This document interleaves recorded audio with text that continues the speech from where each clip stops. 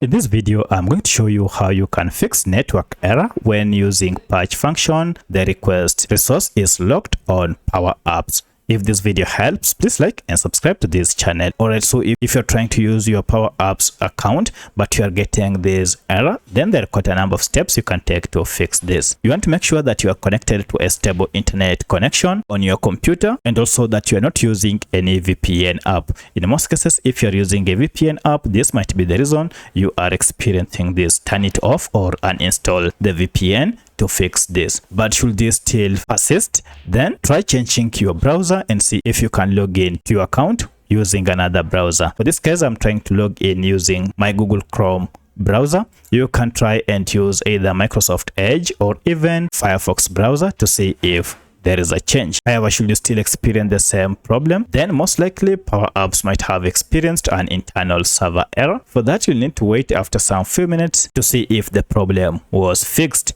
However, if you don't have an alternative browser on your computer, then you want to troubleshoot your current browser to see if this fixes your problem. To do that, just open the browser and go on these three dots here and then go down to settings. Now under settings, look for this option, privacy and security, and under it go to delete browsing history. Here choose the duration you want to clear the browsing data. You can choose from last 15 minutes, last hour, last 24, last 7 days, or even all the time by choosing this. Once you have made your choice, now select all these options before you can delete the data. Here, as you can see, the process is on. Now once that is done, go ahead, open a new tab, search for Power Apps. And now at this point, you shouldn't have any network error on your account. So let me know which of these was able to fix your problem. If you have any other question, kindly comment below. Otherwise, thanks for watching and let's meet in the next video.